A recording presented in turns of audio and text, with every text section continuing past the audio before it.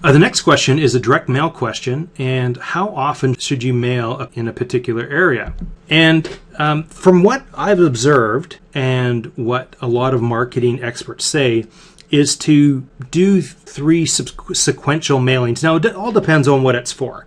So if you're doing mailings for an upcoming estate planning seminar, then that's a little different because it's kind of time-based. But if you are sending out a specific direct mail with call to actions, I would send out your best piece. So first of all, you want to be tracking your stuff, and you want to be split testing it. So I know it takes a little bit of effort, but take your one that you've seen in the past that works the best and then take that and try to improve upon it or totally change it and send both of them out. So if you're sending out 20,000 pieces, send 10 of one and 10 to the other and find out which one's working best. And then that becomes your new, what they call a control. And so then you now have your control of what works best. And then, like, from a pre-need perspective, the best, when it came right down to what was the most effective was one that was more of a letter. It wasn't the survey. You get way more surveys back, but you close way less of them. So the one that had the overall best results with the most signed contracts in the end was more of a bit of a hardcore direct response sales letter that was sent out. And then send out it 3 times. And each time, like the next, say, on second mailing, highlight, even make it look like you've handwritten on it, circling the 3 biggest. Like you have this letter and you got some bullets in there. Maybe the second time around you've got some writing in the column or a star, or and check with your print shop, or like a yellow highlighted area. And if you can, anything that makes it look that, hey, this has been personalized.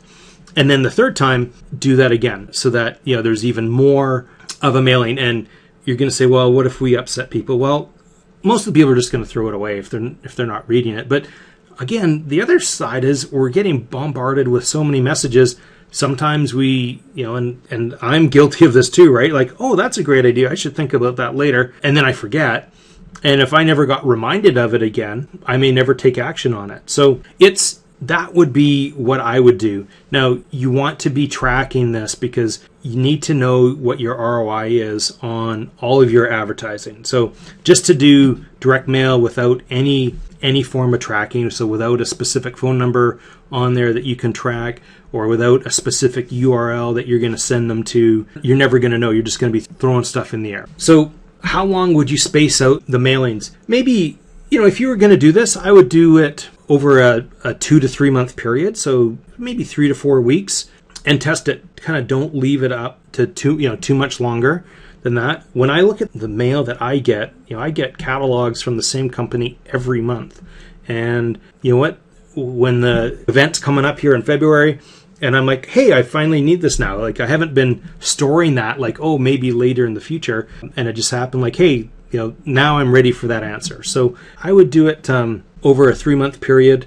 And, you're probably going to get 1 or 2 complaints or something like that. But if you're getting 20 to 30 responses, and from what the marketing experts say, you'll receive just as many responses. Like, so say if you get a 2% return on the first mailing, this exact same mailing the second time is going to probably give you the same, and the third is going to give you the same as well. So some people take it like they'll mail like 7 times, and there's to a point, and I know that we're different, right? So we don't want to push the boundaries too much, but that's what I would do. I had a question regarding Yellow Pages. Well, so the question is, what percentage of the market is still actually using the Yellow Pages to make it good ROI? I think for all print advertising, and we'll get into this in a bit, is you need to be able to test it for a complete cycle or a complete term. So if you're going to be, whether it's church bulletins or Yellow Page ads, you need to do it at least 1 more year. But for your next ad, you need to promise me that you're going to put a tracking phone number in that ad, and you're going to have a tracking URL in that ad. And then, then the ROI is totally up to you. So if your overall Yellow Page budget is 10 grand, or say 12, like maybe it's $1,000 a month in your market. And over that course of the year, if you brought in 24 new calls, because you can kind of track them either with the phone number or with the URL, and then if they maybe brought in some forms or some coupons that, when they went onto that landing page. So you need to be able to track it. But if you got 24 calls, and so that would cost you $500 for those 24 funerals, that's up to you. Like, if you're not willing to pay $500 for those calls, then don't do your ads in the Yellow Pages the next year round. But if 500 is okay, if you're willing to spend 700, then hey, 500 is a great deal. And your competitors are going to be, they have those lame business card or brochure type ads in the Yellow Pages that aren't going to get them. They're just kind of in the lottery, because if there's 5 ads that are kind of all the same, name, rank, serial number, business card ads, people are going to still continue their shopping process. But if your ad is totally different, focused on them, not on the firm, and pulls them away by giving them a call to action with some, giving them something for free or a video, you go from them getting their attention with your half-page ad, of which they read it for 30 seconds, bring them to your website for a 2 or 3 minute video. Well, you've just, sixfold your exposure to them. So you need to do that. And then again, at the end of the year, you've got this information. Then you can make the wise choice of, hey, it's beneficial or it's not beneficial.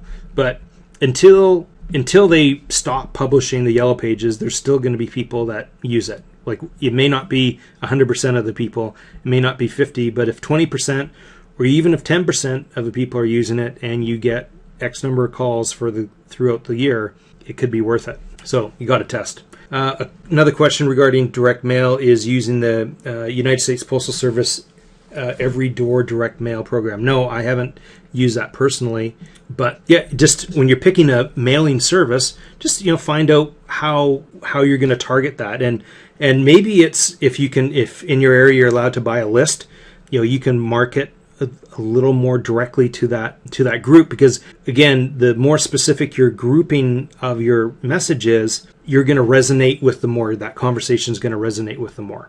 So it might be a little bit more cost up front, but then on the back end, you're going to know. So my favorite example of that is church bulletins. So if you just have your basic church bulletin ad that doesn't, and it's the same ad that you put in every, whether it's you put it in the Catholic parish bulletin, then you put it in the Baptist bulletin, then you put it in the synagogue bulletin, they're pretty well the same. But if you were to put an ad in there that said, in the Catholic one, where you talked about, we offer a wide range of Catholic services. For more information about Catholic services or Catholic and cremation, if that's a trend and if that's okay in your area, go to www.yourfuneralchapel.com/Catholic or Catholic cremation. And that's going to totally jump out at the page on them, because you're using words that are important to them, like Catholic. And out of curiosity, they might then go in and go to home and type that in.